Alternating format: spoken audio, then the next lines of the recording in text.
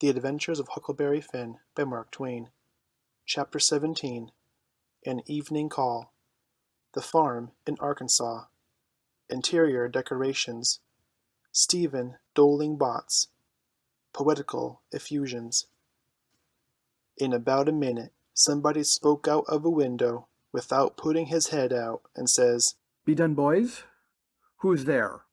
I says, "It's me, "Who's me?" George Jackson, sir." "What do you want?" "I don't want nothing, sir. I only want to go along by, but the dogs won't let me." "What are you prowling around here this time of night for, hey?" "I weren't prowling about, sir. I fell overboard off of the steamboat." "Oh, you did you? Strike a light there, somebody. What did you say your name was?" "George Jackson, sir. I'm only a boy." "Look here. If you're telling the truth, you needn't be afraid. Nobody'll hurt you.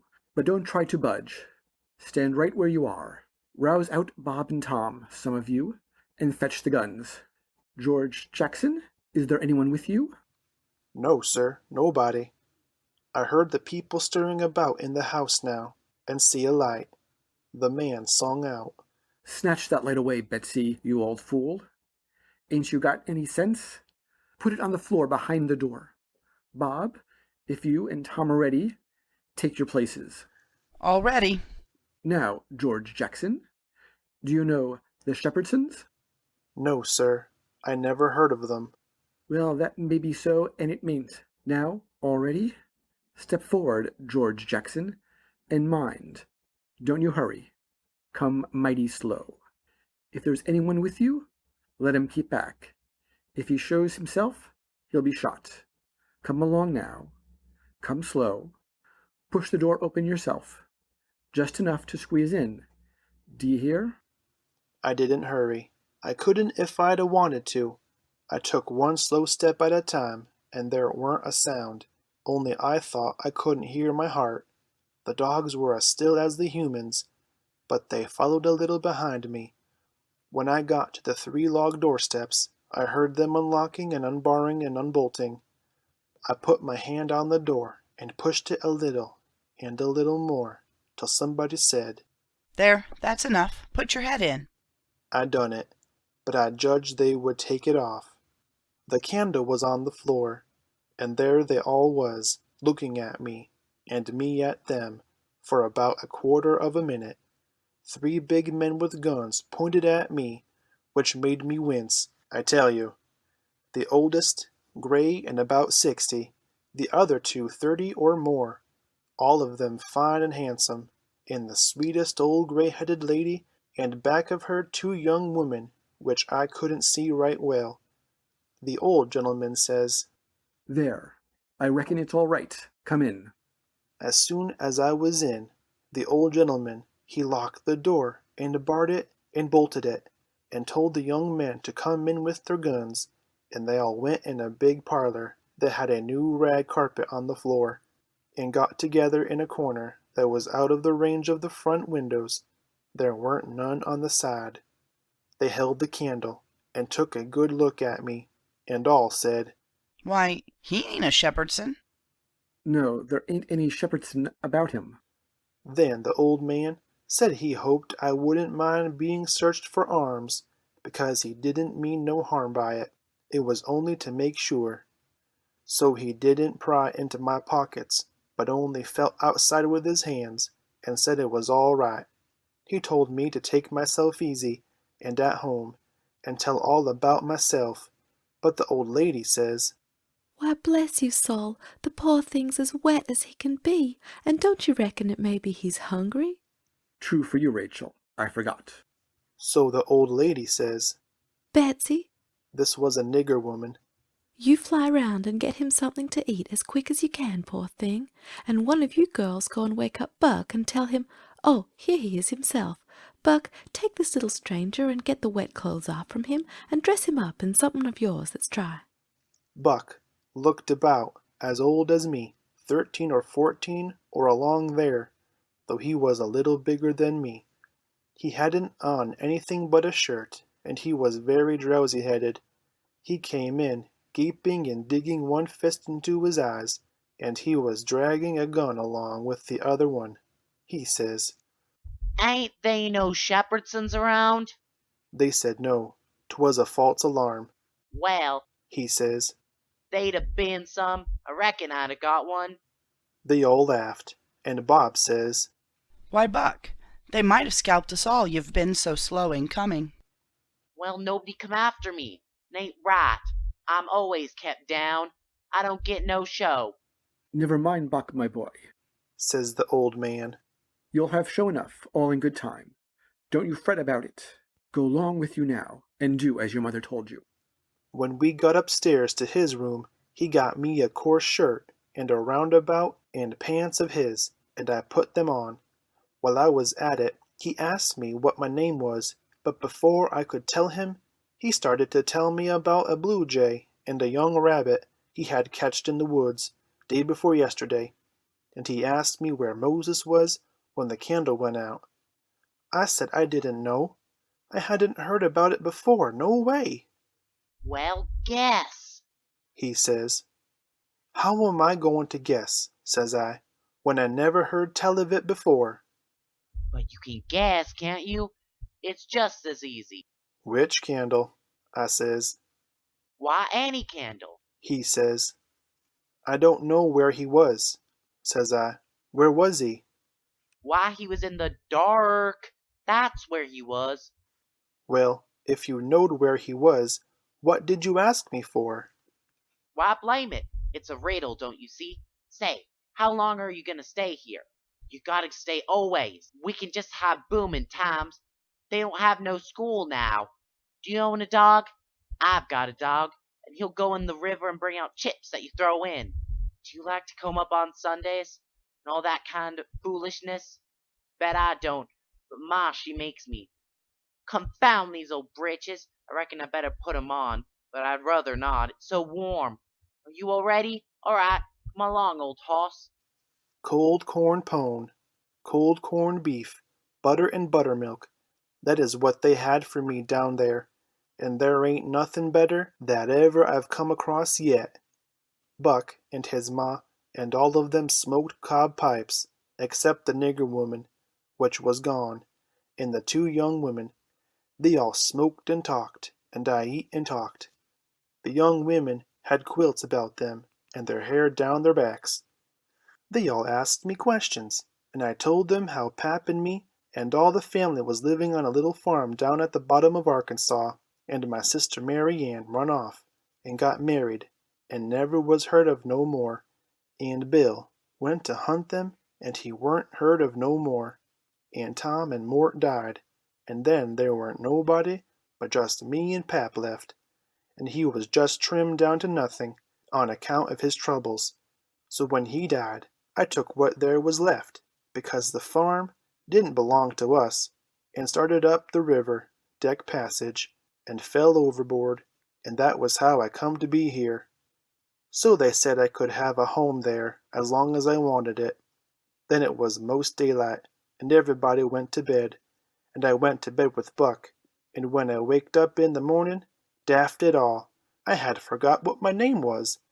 So I laid there about an hour trying to think, and when Buck waked up I says, Can you spell, Buck? Yes? He says, I bet you can't spell my name, says I. I bet you what you dare I can. Says he. All right, says I, go ahead.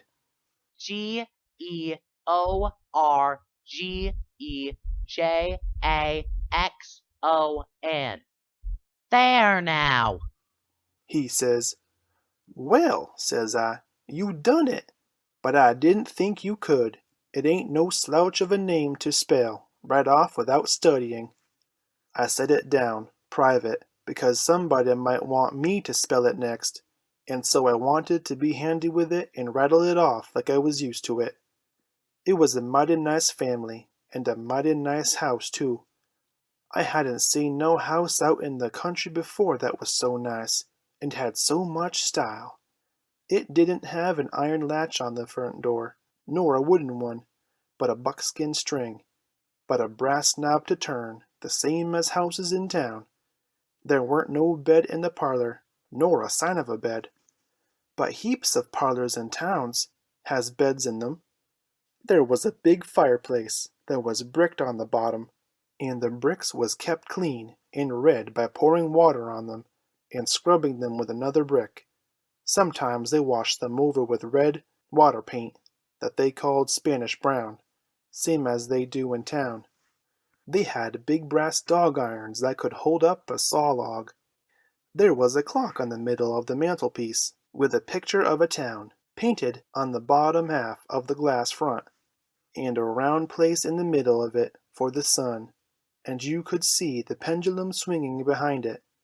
It was beautiful to hear that clock tick, and sometimes, when one of these peddlers had been along and scoured her up and got her in good shape, she would start in and strike 150 before she got tuckered out.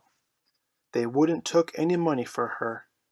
Well, there was a big outlandish parrot on each side of the clock, which made out something like chalk, and painted up gaudy. By one of the parrots was a cat made of cockery, and a cockery dog by the other, and when you pressed down on them, they squeaked, but didn't open their mouths nor look different nor interested. They squeaked through underneath. There was a couple of big wild turkey wing fans spread out behind those things. On the table in the middle of the room was a kind of a lovely cockery basket that had apples and oranges and peaches and grapes piled up in it, which was much redder and yellower and prettier than the real ones is, but they weren't real because you could see where pieces had been chipped off and showed the white chalk, or whatever it was, underneath. This table had a cover made out of a beautiful oilcloth, with a red and blue spread eagle painted on it, and a painted border all around. It come all the way from Philadelphia, they said. There was some books, too, piled up perfectly exact, on each corner of the table. One was a big family Bible full of pictures. One was Pilgrim's Progress, about a man that left his family. It didn't say why. I read considerable in it now and then. The statements was interesting, but tough. Another was Friendship's Offering, full of beautiful stuff and poetry, but I didn't read the poetry. Another was Henry Clay's Speeches, and another was Dr. Gunn's Family Medicine, which told you all about what to do if a body was sick or dead. There was a hymn book, and a lot of other books. And there was nice split-bottom chairs, and perfectly sound, too, not bagged down in the middle and busted, like an old basket. They had pictures hung on the walls, mainly Washingtons and Lafayettes, and battles and Highland Marys, and one called Signing the Declaration. There was some that they called crayons, which one of the daughters which was dead made her own self when she was only 15 years old. They was different from any pictures I ever seen before, blacker mostly. That is common. One was a woman in a slim black dress, belted small under the armpits, with bulges like a cabbage in the middle of the sleeves, and a large black scoop shovel bonnet with a black veil, and white slim ankles crossed about with black tape, and very wee black slippers like a chisel, and she was leaning pensive on a tombstone on her right elbow, under a weeping willow, and her other hand hanging down her side, holding a white handkerchief and a recticle, and underneath the picture it said, "Shall I never see thee more, lass?"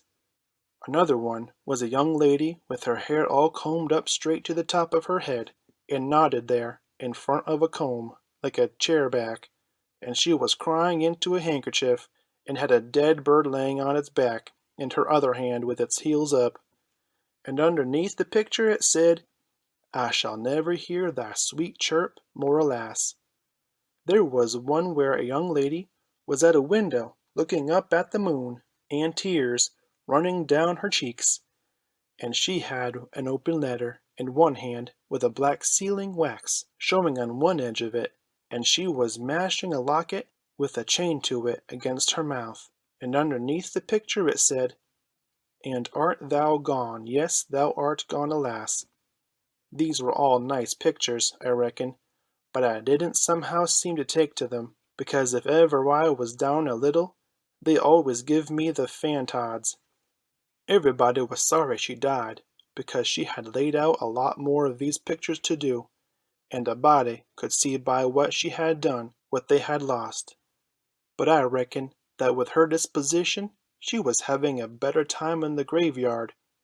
She was at work on what they said was her greatest picture when she took sick, and every day and every night it was her prayer to be allowed to live till she got it done, but she never got the chance. It was a picture of a young woman in a long white gown, standing on the rail of a bridge, all ready to jump off, with her hair all down her back, and looking up to the moon, with the tears running down her face, and she had two arms folded across her breast, and two arms stretched out in front, and two more reaching up towards the moon, and the idea was to see which pair would look best, and then scratch out the other arms. But as I was saying, she died before she got her mind made up, and now they kept this picture over the head of the bed in her room, and every time her birthday come, they hung flowers on it. Other times it was hid with a little curtain. The young woman in the picture had a kind of a nice sweet face, but there was so many arms it made her look too spidery, seemed to me. This young girl kept a scrapbook when she was alive, and used to paste obituaries and accidents and cases of patient suffering in it out of the Presbyterian Observer, and write poetry after them out of her own head. It was very good poetry. This is what she wrote about a boy by the name of Stephen Dowling Bots that fell down a well and was drowned. Ode to Stephen Dowling Bots, deceased. And did young Stephen sicken? And did young Stephen die? And did the sad hearts thicken? And did the mourners cry? No, such was not the fate of young Stephen Dowling Bots. Though sad hearts round him thickened, 'twas not from sickness shots. No whooping cough did rack his frame, nor measles drear with spots. Not these impaired the sacred name of Stephen Dowling Bots. Despised love struck not with woe that head of curly knots, nor stomach troubles laid him low, young Stephen Dowling Bots. Oh no, then list with tearful eye, whilst I his fate do tell. His soul did from this cold world fly by falling down a well. They got him out and emptied him. Alas, it was too late. His spirit was gone for to sport aloft in the realms of the good and great. If Emmeline Grangerford could make poetry like that before she was 14, there ain't no telling what she could 'a' done by and by. Buck said she could rattle off poetry like nothing. She didn't ever have to stop to think. He said she would slap down a line, and if she couldn't find anything to rhyme with it, would just scratch it out and slap down another one, and go ahead. She weren't particular. She could write about anything you choose to give to her to write about just so it was sadful. Every time a man died, or a woman died, or a child died, she would be on hand with her tribute before he was cold. She called them tributes. The neighbor said it was the doctor first, then Emmeline, then the undertaker. The undertaker never got in ahead of Emmeline but once, and then she hung fire on a rhyme for the dead person's name, which was Whistler. She weren't ever the same after that. She never complained, but she kinder pined away and did not live long. Poor thing, many's the time I made myself go up to the little room that used to be hers and get out her poor scrapbook and read in it when her pictures had been aggravating me, and I had soured on her a little. I liked all that family, dead ones and all, and weren't going to let anything come between us. Poor Emmeline made poetry about all the dead people when she was alive, and it didn't seem right that there weren't nobody to make some about her now she was gone. So I tried to sweat out a verse or two myself, but I couldn't seem to make it go somehow. They kept Emmeline's room trim and nice, and all the things fixed in it, just the way she liked to have them when she was alive, and nobody ever slept there. The old lady took care of the room herself, though there was plenty of niggers, and she sewed there a good deal, and read her Bible there mostly. Well, as I was saying about the parlor, there was beautiful curtains on the windows, white with pictures painted on them of castles with vines all down the walls, and cattle coming down to drink. There was a little old piano, too, that had 10 pans in it, I reckon, and nothing was ever so lovely as to hear the young ladies sing "The Last Link is Broken" and play "The Battle of Prague" on it. The walls of all the rooms was plastered, and most had carpets on the floors, and the whole house was whitewashed on the outside. It was a double house, and the big open place betwixt them was roofed and floored, and sometimes the table was set there in the middle of the day, and it was a cool, comfortable place. Nothing couldn't be better, and weren't the cooking good, and just bushels of it too. End of chapter 17.